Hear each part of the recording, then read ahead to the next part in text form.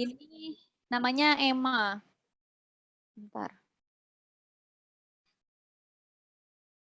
Emma menuliskan tentang gentrifikasi kawasan pecinan Semarang gitu. Jadi yang pertama Emma memperkenalkan, kan saya minta kalau secara struktur latar belakang ya. Nah, ini Emma memperkenalkan latar belakangnya itu dengan membawa konteks. Konteks di pecinan Semarang itu sebuah destinasi yang seperti apa dulu konteksnya. Jadi di sini dia langsung bawa latar belakang yang isinya isu.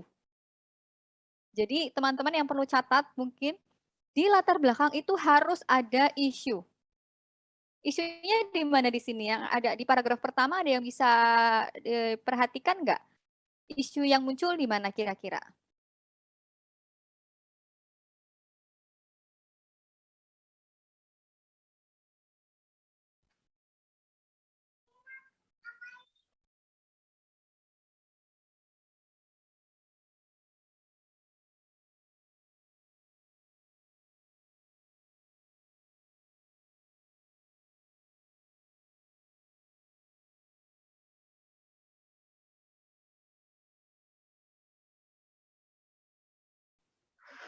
Ini bukan Bu, masyarakat Tionghoa yang pindah ke kota Semarang gitu.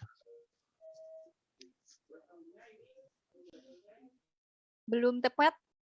Silahkan yang lain. Adanya pengumpulan. Gimana tadi? Ini bukan Bu yang kayak adanya pengumpulan apa namanya orang-orang Cina di satu tempat. Belum tepat? Yang lain? Nggak Mungkin apa-apa, kita sambil membedah ya. Yang mana? Yang membawa kesuksesan pada usaha yang mereka jalankan mungkin Bu. Belum tepat juga. Ada lagi?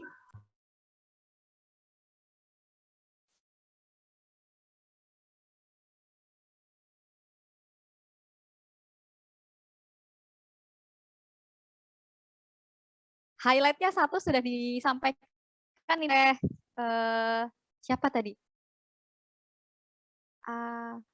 Siapa tadi barusan yang bicara? Nggak kelihatan di layar saya, teman-teman. Asila Bu. Oh, Ashila. Oke, iya. Terima kasih Ashila. Ya, itu highlight-nya sudah disampaikan oleh Ashila. Jadi isu yang muncul di tulisan ini itu mulainya dari sini.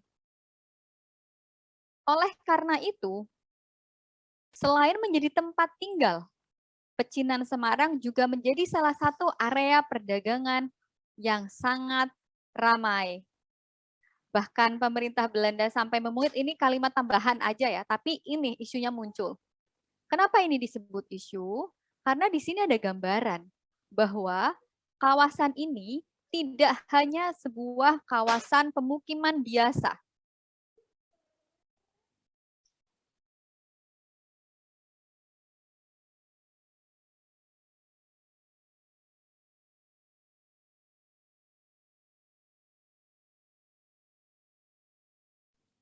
Baik, saya lanjutkan ya teman-teman.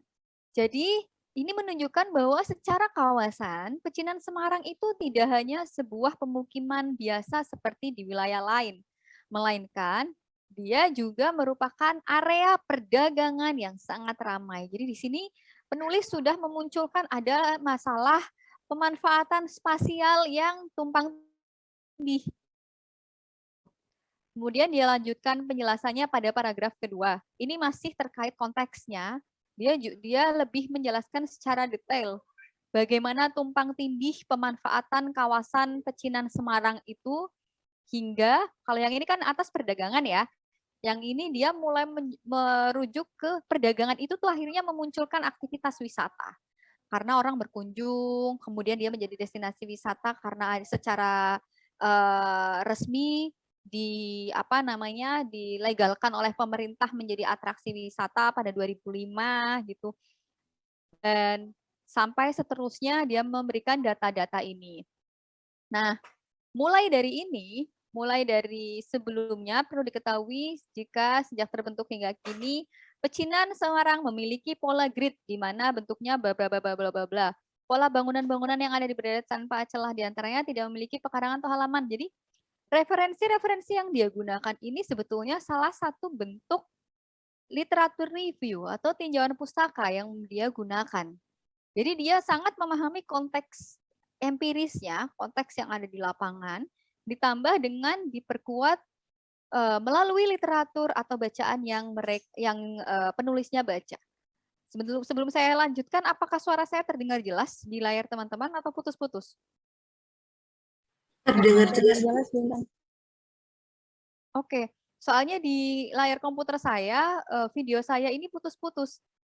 Saya stop video aja ya. Oke, saya lanjutkan.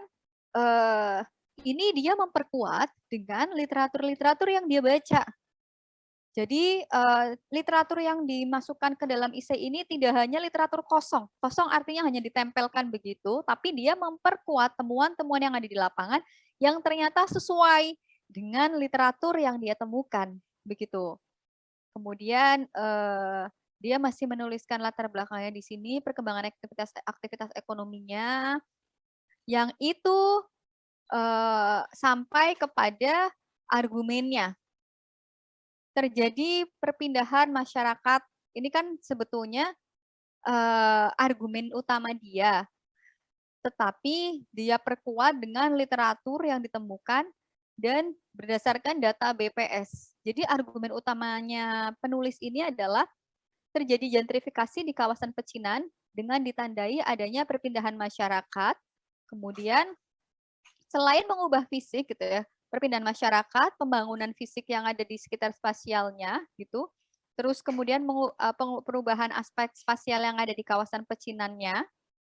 Kemudian ini dia mengkritisi ya, argumennya juga tentang mengkritisi tentang inisiasi pemerintah Semarang yang akhirnya justru memicu gentrifikasi.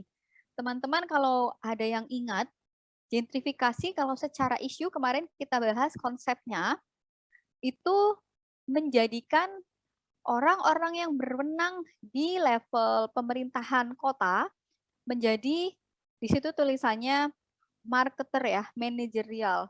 Dia pemasar dari tata kota yang ada di wilayah kekuasaannya. Nah, ini terjadi. Di sini Emma menuliskan fakta tersebut yang itu semakin memperkuat argumennya bahwa gentrifikasi di Semarang itu tidak hanya terjadi secara fisik, secara sosial, tapi secara struktur politis melalui kebijakan itu juga mendukung terjadinya gentrifikasi dan itu justru menjadi cikal bakal gentrifikasi di Semarang. Begitu. Jadi argumennya jelas ya. Ada 3 dan jadi satu tadi di belakang ini dia tidak memberikan rekomendasi. Rekomendasinya secara spesifik di dalam satu paragraf itu tidak, tapi hanya sedikit sekali sebetulnya di sini. Oleh karena itu pengembangan maupun revitalisasi tersebut seharusnya direalisasikan sebagai upaya untuk melestarikan kebudayaan pecinan. Ini tuh sudah rekomendasi. Dan di sini dia memberikan kesimpulan, walaupun kesimpulannya sedikit. Tapi kenapa dia dapat nilai tertinggi? Karena dia berhasil memberikan data-data empiris, ini ya, data-data empiris, observasinya dia bagus, termasuk artikel-artikel penguat dari pendapatnya dia. Ini dia memberikan referensi yang digunakan, sama saya biasanya minta APA style gitu ya, lengkap gitu ya, rapi sekali dia. Untuk nulis sebuah essay, ini hanya 1000 kata ya teman-teman, tidak banyak. Itu dia perlu referensinya sampai sebanyak ini. Ini contoh misalnya, ini website nih teman-teman. Tadi kan ditanyakan oleh Iswan ya, apakah boleh? Boleh. Ini semarangkota.com. Kita perlu tahu dulu semarangkota.com itu pengelolanya siapa. Ketika dilihat nggak ada penulisnya, nggak ada taunya, boleh ditulis seperti ini. Ini sudah sesuai. Tapi kita perlu tahu, yang penting Semarang Kota ini website yang dimiliki dan dikelola oleh siapa. Itu. Sebagian besar dia menggunakan jurnal ya sepertinya. Gitu, ini contoh 1. Mungkin ada pertanyaan? Atau kita pindah ke contoh yang kedua?